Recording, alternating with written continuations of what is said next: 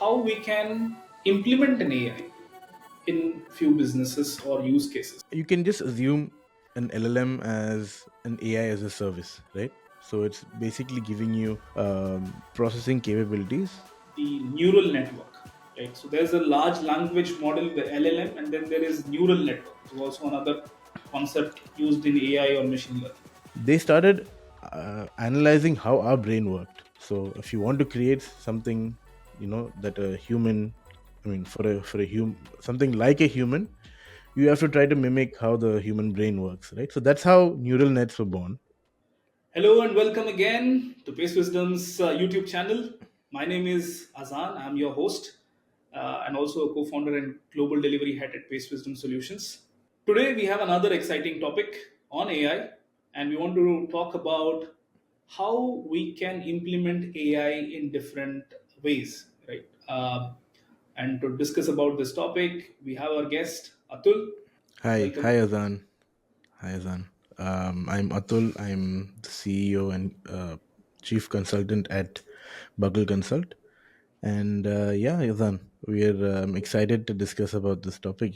We've been discussing about talking about this for a long time. Yeah. So, as you guys have seen, we have been talking about using AI and different use cases of AI, trends of AI in previous episodes. Today, we want to talk about how we can implement an AI in few businesses or use cases. So, Atul, we spoke about fine tuning in some of the episodes. We spoke about prompt engineering, right? Now these are different methods, I believe, that are required to implement an AI, or I mean there's definitely a lot of other things that are also required to build a complete solution out of it. But when we say purely deploying an AI, right, or using something like an LLM, what does it take as an approach to solve a problem using AI? What are the different methods that we use? So if you look at, LLM has become like a hot keyword right now, and so you can just assume an LLM as an AI as a service, right? So it's basically giving you um, processing capabilities that have been trained on dozens and thousands and billions of GBs of data. And the way LLMs actually work is they don't store data. I mean, a lot of people actually think that, okay, we have an LLM trained or on Wikipedia. So whatever is written on Wikipedia, if we ask it, it will just spit out exactly what's on Wikipedia. But that's not how it works. What it Mm, learns is the probability of the next word. So it's almost like, when we type SMSs yeah, or WhatsApp chats or on our texting interface, we have next word prediction, right? But yeah. imagine your next word prediction on another level where you can predict the next 100 or next 1,000 words. So that's basically what an LLM is in its Oh, simplest okay. form.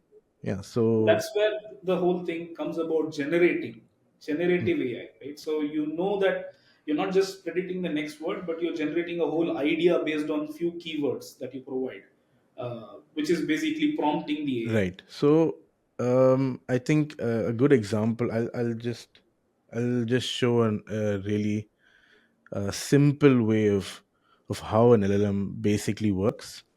So uh, Hmm. this is a picture. This is an image on one of Nvidia's blogs, and I mean this is how they're explaining it, and I think it's spot on the way they've explained it. So you can see the sky is, and then they add this to the LLM, and now based on whatever data this LLM has been trained on, there's a particular probability for the next word, right? Hmm. So it could be blue, it could be clear, it could be usual, the, and maybe this is end of line, right? So here blue has the highest probability, even though it's minus, right? So the output is the sky is blue. Now this is a very low level example. Now imagine this with hundreds of words before the sky is, and it has to predict hundreds of words after this guy is, right? So each next word has changes the probability of the next word. So Right. using these probabilities, and LLM basically figures out how to respond, what to respond. So that's why a lot of people see that if you ask the same question twice to an LLM, it may not say the same thing every time. That's Right. because it always takes a slightly different path.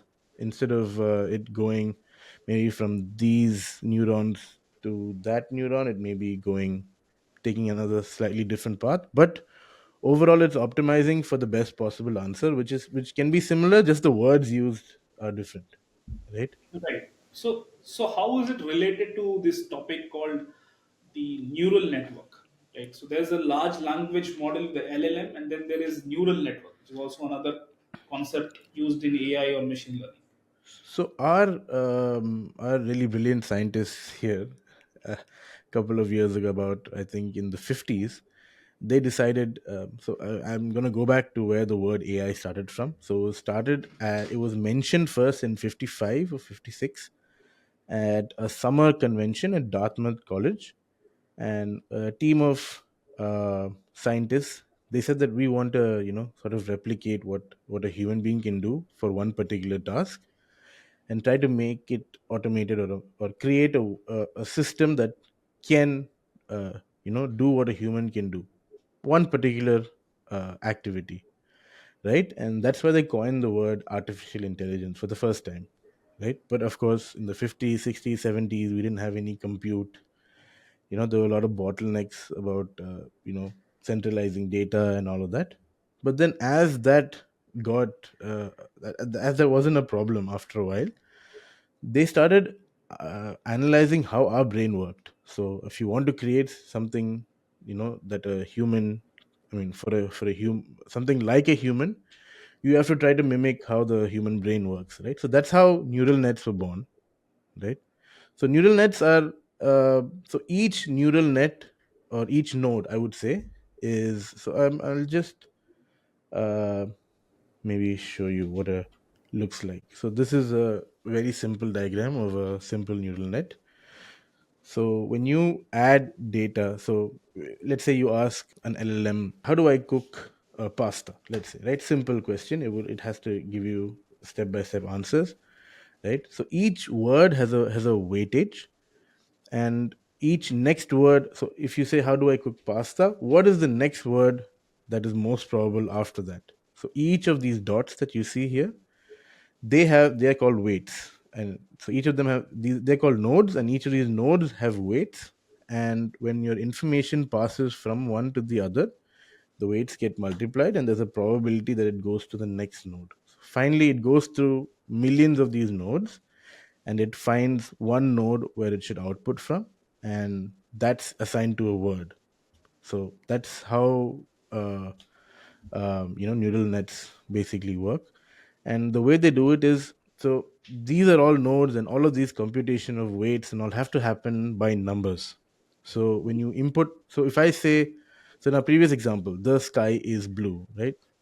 So it doesn't assist, an LLM would not understand text, it would understand only numbers. So the sky blue, each of these words would be converted into a thing called embedding. So an embedding, this is a really important word in the LLM and data science and AI training world. So embedding is a vector representation of a word. So the the word the has a particular vector associated to it, and anywhere any data you pass through it or you get from it, it's associated to that particular vector, like that string of numbers, I would say. So through all of these calculations, it decides on the most probable output in the output layer, and that's what we see today as an output to an LLM. And this is how our brain works also, right? It starts thinking in steps. It just happens so fast that we don't know how it's doing it, but this is how our brain also processes information. So there's a memory that is connected, and then that fires Ye- up something else, and then you remember, yes, this is. exactly. Yeah, yeah. So each of these memories have a certain. So maybe so that's why people also have biases, right? Hmm. Us as humans, we also have biases. For example, if somebody doesn't like spicy food, it's probably because there have been 5, 10 instances in the past of them, getting burnt or eating something super spicy, right? Yeah. So that's essentially how a neural net, an LLM or a neural net also works, similar to our brain. And when it started over the last 15, 20 years, of course we still didn't know how to really reach the level of our brain, and I don't think we still haven't reached the level of the human brain, of course. Yeah, 100%. Yeah. Yeah. Yeah, but of course it's gotten a lot more uh, dense. I would say there are a lot more dense neurons in today's LLM. So you must have seen before when GPT-3 and similar models came out, they used to talk about parameters. Hmm. So million parameters, billion parameters. So each occurrence of a word in a certain scenario is a parameter. So each of these nodes would sort of be like a parameter.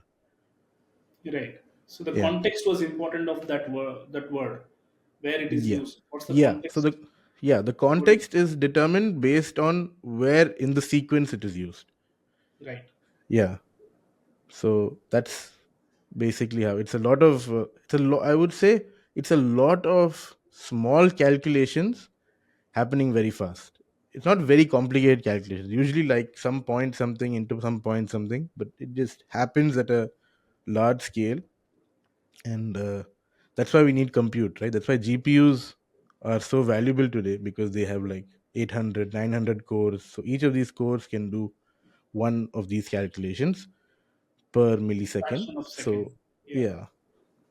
So interestingly, we spoke about the neural network, the node, and also why GPUs are important and how this compute Mhm. happens, which is a good point. Let's say, how do we store this data? Let's say you said something about vector, and you Yeah. had LLM. Like now, this large language model, I'm sure this is not a file, or if this is file, how is it stored? How does it interact?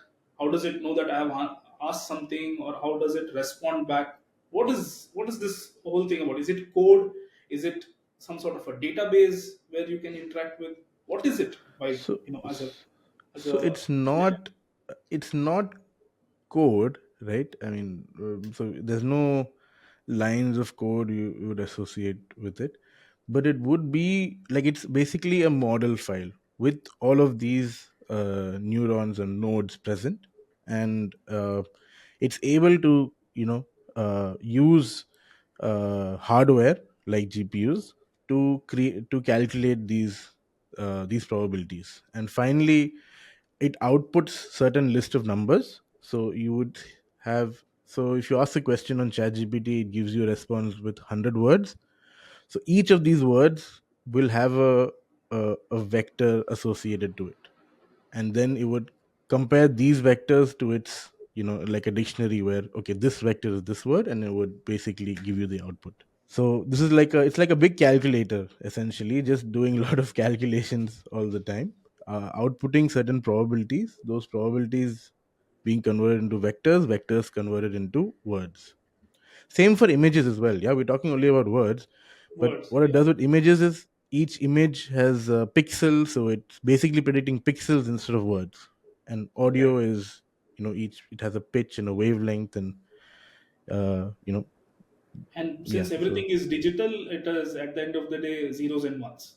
yeah, exactly. A vector is basically just not zeros and ones. I mean, but yeah, it could be minus 36, minus 35, 5, 10, 12, 15. So like a sequence of random numbers. So that's what a vector is, right? Right. So we spoke about the LLM, but when we speak, there are like multiple LLMs. One is the OpenAI. One is now people are talking about Mistral, or there is Llama, and there are many Yeah. other which are also available out and which you can host it. And there are people who are like now giving coming up with devices that you can have your personal LLM Yeah. connected, right? Like it comes like a separate device which you can plug in with your laptop, and then it's like a plug and play solution where you can have your own LLM, right? And for enterprises, sometimes enterprises want their own on-prem LLM, or use something like Azure OpenAI, which is also connected, or maybe Gemini. So there are multiple things here. So how are they different, or why there are multiple options like this in LLMs? How do you think they are different? Is it purely based on how they are been trained, or is there a different approach in building these LLMs? So this is a very nice question, because this is exactly one of the questions somebody asked Mark Zuckerberg as well. So somebody asked him, which which LLM, which AI do you think is going to be the best AI in the future? Okay, Mhm. and surprisingly, he didn't say Llama, or he didn't say OpenAI or anything. He said that there will be a lot of LLMs doing well, and some LLMs doing well in certain tasks, and some doing well for other tasks, right? And which is true, because each of these LLMs are trained on some particular base data, and the performance will only be as good as that base data. And of course, there is a cycle of human feedback where somebody verifies that you know the LLM has tried or predicted something right. But it's there is still that the bias from the data and from the human RLHF. It's called RLHF. So it's reinforced learning from human feedback. So that's what RLHF is. So it's basically different human beings verifying whether an LLM has said the right answer or not. So if you see a Llama or an OpenAI, there are different people doing it, and there are some contexts where right for one person may not be right for the other, or data accessible for Llama versus data access. I mean, the data that OpenAI could access is different as well. So each LLM would not be like a carbon copy of the other, but slowly over time you will see some of them doing particular tasks better. And it's just like, I mean, if you're trying to simulate people, right? So people are also like that. Everyone graduates from a top college, but everyone doesn't do everything the best, right? Some particular people do certain things better. So it's similar to that. It's a good analogy. Yeah. Now, so when we speak about this, there is this mid journey, or there is this Suno.ai. There are various things which are Mhm. used for different, like image generation. Yeah. Now, or there is also GitHub Copilot, where developers can use to generate code based on the prompts that they're giving it. Now, Right. all these outputs again are, so what we understand is based on how they have been trained, what to generate, and basically comes with some sort of a vector formation, or prediction, saying that okay, this could be the probability if you are writing a code. So we get to know what to choose based on the usage. Let's say if I want to use an image, I may use a stable diffusion, or maybe mid journey. Correct. Or if I want to generate a video, maybe I can use something like another model, which is like Hagen, or any of these available, Like or Sora. Yeah. yeah. And then for text, yes, we have multiple options. um, we hear something of this tool called Hugging Face. It's a website, or is it Hmm. something? What is Hugging Face? So Hugging Face is a repository of models. So you can so I think we'll be talking more about how you can control a model, right? So there are certain ways that we want to that people can control behavior of a model, the way it outputs certain data, which format, right? So Hugging Face is basically a repository where you can take existing models and you can fine tune it. And once you fine tune it, you can host it there for the rest of the community to use. So it's basically a community led model repository. It's like GitHub. Imagine GitHub, but instead of code, it's models. Code. Exactly that. That's, Yeah. yeah. And then so you spoke about very specifically fine tuning, right? So we also use prompt engineering, and sometimes when you're implementing a solution on Gen AI, people get confused whether should I use prompt engineering itself.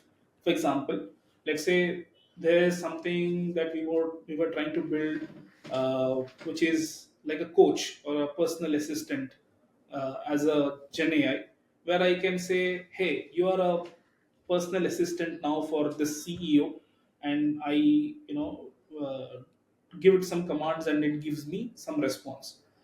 Whereas, what is the difference when I say I want to make a fine-tuned model which is a personal assistant for a CEO?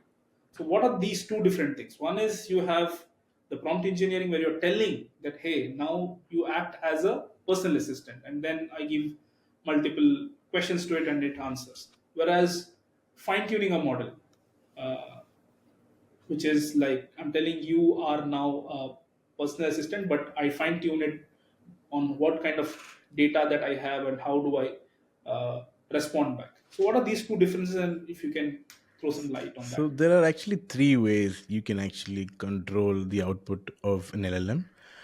One is prompt engineering. Then there's a method called RAG, which is retrieval augmented generation. And the third is fine tuning, of course. So the best part is, so it's good that there are multiple ways to control the output of an LLM. I think, I mean, the developers of multiple LLMs want people to control it more because, end of the day, it's there is a certain black box inside it where even the person who has trained it, right, um, will not know exactly what output it's giving, right? So if on a business, in a business use case, on a business level, if you're not able to dictate what an LLM should do, then it's not of much use to you, right? So that's where these three methods really become really handy. So these three methods are all useful in their own ways, but I'm going to start by the least sensitive to the most sensitive method. And when I mean sensitive, I'll get to why I'm saying using the word sensitive. So when you say you want to fine tune a model, so fine tune is purely behavioral uh, change. So if you want your LLM to output in a certain way or to look at certain things in a different way, that's when you fine tune. So you're talking about a coach, right? So if you want to control the tone of a coach, right, and you wanted to mimic an actual coach, maybe a career coach or a Executive, lifestyle coach, right, or any right? kind of coach, right? So coaches use certain words. They have there's a certain sequence of words they use. They analyze things in a different way, right? So they will ask for the right type of information in steps, right? Right. Versus if you have some other profession, maybe they will ask for all of it at once, right? So this is just an example of why fine tuning can change the behavior. So the behavior of an LLM will be changed by fine tuning. It's so if you have, let's say you have 20 examples of an interaction. So it's called prompt completion pairs, right? So prompt completion pairs is you ask a question, you get an answer, and you have 10 of these pairs, and you use these pairs to fine tune a model. So these what your LLM will do is it will reassign all of the weights that we talked about to make sure that it's more like these 10 examples. So its tone will be like the 10 examples. It will look at a problem like the 10 examples if you give it a format. So essentially, GitHub Copilot, right? If you ask it to generate code, it will, it is basically been fine tuned on top of GPT to generate code, right? Right. So that's an example. So instead of giving out text, you will give out code. So fine tuning should only be used for changing the behavior or the output of an LLM. So if you want to control things like tone, the way the way data or content is processed, stuff like that, right? Uh, there is a drawback though. The drawback is that fine tuning is, I wouldn't say permanent, but it's once you fine tune a model, it cannot take dynamic data. So every time you have new data that you want to fine tune, you have to retrain the model, Retrain the data. Right. right? So that's why we go to the next step where there's RAG. So RAG is It's called retriever generation. So how it generally works is we have so if you have a LLM basically talking to a customer, right? And things that the customer, let's say a customer buys multiple products on your website, right? So these things change with time. So every Yeah. time a customer does a particular action, you cannot um, you know fine tune your model again, saying that okay, this person has bought. Plus, even if you do fine tune, there's no guarantee that it will pick up that data, because like we said, models remember probabilities, not data, right? Where you want to get personalized data into the picture, that's when you need to use RAG. So the way RAG works is, so I'll just show you how RAG works also. The way RAG works is, um, there is dynamic data. For example, any data in a database, or any particular like an SQL or a MongoDB database, right? That keeps on changing, and it basically converts that into data in a vector database. So as I said, we on let me just show you what a vector database is. So now this is very important. A vector database is um, slightly different from a traditional database. So a Hmm. vector database only stores vectors. So vectors are what we talked about before, about different number sequences that are Hmm. connected to a word. And your database's data, if it's stored in a vector database, you can retrieve that data and send it to an LLM. So that's basically what an Because we RAG understand flow the is. same language, right? LLM is also vector, and Hmm. RAG, transforms the data which is in different form to a vector. Is my understanding right? Yes. So when you say, so this is a good is an example of where of how an RAG system works, right? So when a user asks a question or prompts the LLM, right, along with the behavior of the LLM, RAG also adds relevant um, updated information, so that the LLM has adequate context. Hmm. So without this context, it wouldn't be able to use information the right way. So like I mentioned, things like buying a product, or so if you say I have a problem, I'm not getting service on my phone, right? And you've bought a certain cellular plan. Now last month you had a different cellular plan, this month you could have upgraded. So things like that can't be fine tuned, right? Things like Yeah, that that are are actuals that yeah, come on real time. exactly. So what happens is, if you look at this image, somebody prompts, your prompt is used to, so if you say I have problem with my service, and so your prompt is used to go and look up another source, which is a vector database. So database, like we mentioned, is just same as a regular database, except instead of storing uh you know like integers and text and float and stuff like that, it stores a sequence of numbers in the same format that your LLM recognizes. So your query is sent to the vector database, and whatever is closely matched to your query, that information is pulled out of the vector database and sent to the LLM. Now the LLM knows about this particular information, and its reply will be more to your context. So So let's that's, break it down. So yeah. let's say in the same example, this is a let's consider a telecom example, or where there is a person who is having an issue with his billing, Yeah. or he's been charged more, or he has paid twice, or some issue like that. Right. So he talks to an agent, which is a AI driven, Gen AI driven, LLM driven agent, and he says, "Hey, this is Azan, or this is a particular user. So now I don't know who is this user. So I need to understand what is his background, what plan he has, which plan Yes. he's been in. So that is some information that LLM doesn't know. So he says, Correct. "Hi, hello." So ठीक है, Yeah. it is understanding Yeah. that. Correct. So now he has a problem related to my billing and pricing. Yeah. So if it was a regular chatbot, I need to give him options. Hey, Yeah. is it? do you have issue in billing, do you have issue in network, do you have issue in customer service, or Yes. and So any n number of yeah, so things. these 10 questions will be based on most common problems. But Common problem. in Now this I frame my problem. I say I yeah, have a problem in my billing or whatever, and then it's sending that information, gathering more information from my database or access to the database, which is, hey, this is this particular user. He's in this particular plan. He's been a customer with us since last 5 years. This is his average billing, and all that. So and this now is it when his plan expired, plan right? expired, All yeah, of that. all that information, it's in a different database.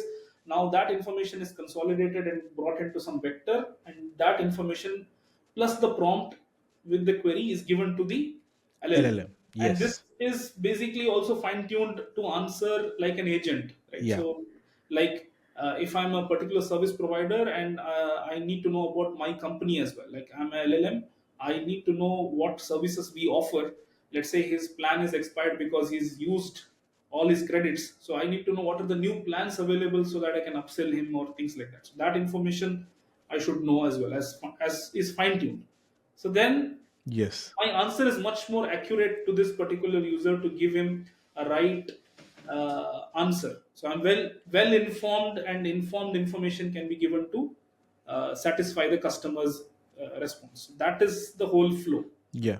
Right. So Exactly. if we take that example, so it the right solution is not like it's only fine tuning, or it's only prompt engineering, or it's only RAG. It may be a mix of. No, it will be it. I mean, the best solution is a mix of all of this. So you cannot. There are certain benefits of each of these solution, and I'm coming back to the word sensitivity. So the most sensitive an LLM is to prompt engineering. So the way prompt engineering and RAG differs is prompt engineering is a bit more detailed than RAG. So RAG is just a set of information that's relevant to context, but prompt engineering, again, like I mentioned, that fine tuning takes care of tone and all of that. Prompt engineering would point to a particular style that the LLM has been already trained on. So if you want the so in this case of the telecom agent, a prompt that could be engineered would be to check for ABCD. So that's a very detailed way to prompt. So more details are given in prompt engineering, and then lesser detail in RAG, and a whole bunch of more generic uh, behavior based examples for fine tuning. So the most sensitive thing out of all of this is prompt engineering, then would be RAG, and then would be fine tuning. So if you fine tune something and then you use like RAG and prompts that are completely against your fine tuning, then your fine tuning also may not be, May not be able to answer. yeah, may not be able to Was in answer, sync. right? Yeah. We So spoke about RAG, but there's also how this RAG. Now we spoke about, there's databases like MongoDB, MySQL, or the ERPs systems that we may have in different corporates. How can these systems talk to the LLM? Like, we talk about new age vector databases now, like Pinecone, or there are other available, and now people are saying that we can probably also have the vector database already, as a plugin on existing databases to talk. yeah, so if you can, yeah, so here we can see that there are a bunch of different types of databases, maybe not all, but these databases.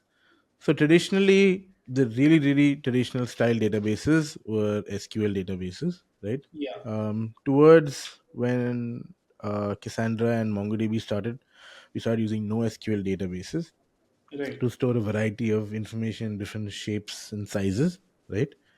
And then now we have the dawn of vector databases. Now, a lot of these vector databases, so you would always have to convert your existing data to a vector database, or link it to in such a way where you could search to a regular database, convert that into vectors and send it back to the LLM. So a vector or an embedding, I would say, right, is just like a language of what the language that the LLM speaks. So each model has a separate vector embedding. So if I want to use uh, GPT-4, right, or any of the GPTs, right, I have to use the embedding model or the embedding type that is provided by OpenAI. I cannot use any other embedding. So it's basically a language. So this language applied on existing data is stored in these databases. So these are some dedicated vector databases that you can see. There's Pinecone, there's Chroma, there's Vespa. There are, I mean, this is a slightly older image. I'm pretty sure there are many more now. Many more. Yeah. Right. Right. So yeah, that's how vector databases can. So today you will see businesses having vector database if they want to. I mean, when they implement AI solutions, they will have vector databases along with regular traditional databases to to help their AI understand uh, to retrieve the right data. Yeah. So good, interesting. So we spoke about today on like how AI is being implemented. When I say AI, it is more Gen AI or generative AI that has been there. So how, what is the underlying thing? What is LLM? How it is stored? We spoke about different methods like fine tuning, RAG, and the prompt engineering and the level of sensitivity, and then the uh, different ways how the vector information is stored and how we can use, and some examples.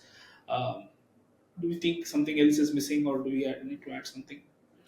So I think that I mean the way we need to really look at this is um, so there are models that so most models are general purpose because I mean the organizations creating these models cannot create a separate model for each specific purpose, right?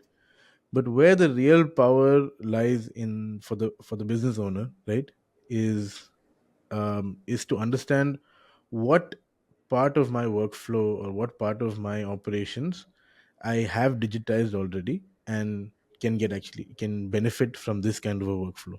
So, I mean, we've been blessed with a lot of ways to control models these days, and the way you so depending on your use case, you really have to see what method to use and uh, consultants and people specializing in AI, once they've done a certain amount of level of projects, they know without even having to do any research that this is the right way, or this way will work most likely. So that's the way I think most people are going to be moving forward. They will have traditional systems and they will have traditional architectures, but they will have an additional AI architecture supporting this for tasks. So yeah. So it's something going to be like plug and play in coming days, right? You know, you have your legacy systems, you have some systems that are already that you're using daily for digitization purpose or your workflows, and then AI will come and Yes. sit on top of it like a layer, and then you can utilize it for Yes. Yeah. much more So efficiency and it's like a layer on top of your so I would say there's data, then there's your application layer, and then on top of that there would be an AI layer AI layer. working on top of your application layer for particular operations. So Exactly. you have an application, you need a particular part, right? And these things, again, every episode I say these things are only going to get better, and people know why, right? So if you're comparing artificial intelligence to human intelligence, right, to so I would say this right now we're at a teenage level, right? Like a foot, like the AI capabilities are uh, that of maybe a teenager or almost a high schooler, I would say. Not that they're better than high schoolers, but for a particular task they're at high school level, but using fine tuning and RAG and all of these methods that we discussed, we could elevate their performance. So this is more about performance enhancement. So I get a lot of curiosity in these. So I'll put you some questions, and you Hmm. tell whether this may be possible with AI or not. Yeah. So this is also coming from some of our customers, or some curious minds that we speak on these lines. Let's say there's a salesperson. Now, for a salesperson, It's a daunting task to put all the follow-ups and details that you speak, and then there are a lot of tools that automate, but they're not perfect. You have sending an email, the customer has responded, what is the requirement that they have, and the same thing has to be put it in CRM, or maybe put it in a summarized version, or some sort of a flow that they have, right? Where the update is. It's a daunting task because you have to talk about the customer and then also update that in a CRM, and it takes a lot of manual effort sometimes to copy paste information, or trim it down and put in what stage these each leads are.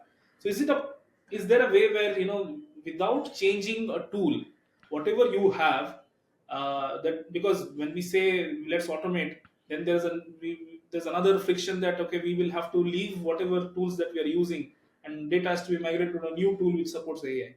So can there be an AI that can come in? It can understand what you're doing as a workflow. It sits like a browser plugin or like an Outlook plugin, and it reads the data, and you give the permission, and then it enters all that information that needs to be done and automated in the existing tool that you have. Yeah. So Hasan, you basically just explained how Copilot works. But other than that, that's that's I mean that's in the Microsoft universe. But for things outside, right? Um, it's definitely possible, and I think these are the use cases that are already happening today. I'm not even going to talk about the future, right? They're already happening today, and because of the methods that we discussed, like through fine tuning, you could basically make it create an API request, which then gets executed into the CRM, right? Through RAG, you could get data from your CRM or an email to give context as to what data that should be. And through prompt engineering, you could direct it to a particular CRM or a particular any other system or anything like that. So that's Similar questions can come from accounts people because they tend to do a lot of number crunching. yeah, They need to generate MIS reports. They'll need to generate, calculate the balance sheet, auditing, and yeah, there's a lot of number crunching required. And they need to understand some sort of enterprise related data that is coming in. So if they have to get some data from the Salesforce, or they might have to get data from SAP, or they might have to get some internal tools that are available, and most of the time they're working on Excel. So if all these data get connected and this Copilot thing comes up, right? So a lot of the tasks that they take manual work will definitely reduce. So there's no fear yeah, that AI is going to eat up your work.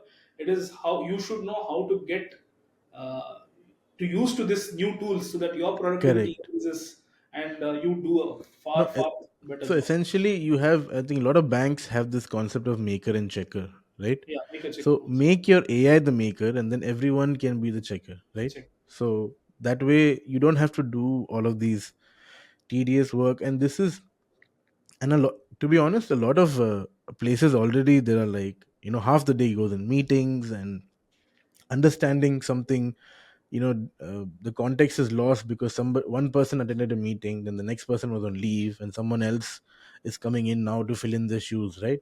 So all of these gaps can easily be filled up, and you could basically present everything on like a silver plate to your executive, your human executive, and they just have to verify it and done, right? So work can happen a lot faster. Work can happen in the middle of the night, anytime. Like AI doesn't get tired, and yeah, there's already workflows set, and it all depends on how you plan your architecture and how you know create your data pipelines to feed into this system, right? So if it keeps on feeding and you design the right architecture, then it should scale and it will do what you tell it to do. So thanks, Atul. Thank you for the session today. And today's session was much more deeper in terms of technology, and we spoke a lot of technological terms. I'm sure there will be a lot of people who will benefit from this talks, and I believe a lot of use cases and clarity would have people would have got on how to implement and what is this fine tuning, RAG, and prompt engineering, and different levels of sensitivity. Yes, I So hope so thank too. you, thank you so much for this educative session. And for more such content, viewers, please subscribe to the channel, leave your comments, queries, any feedback that you have, and do like the video if you feel it is good, and share it with your friends and people that you care about and who are curious about AI. Thank you so much. See you again.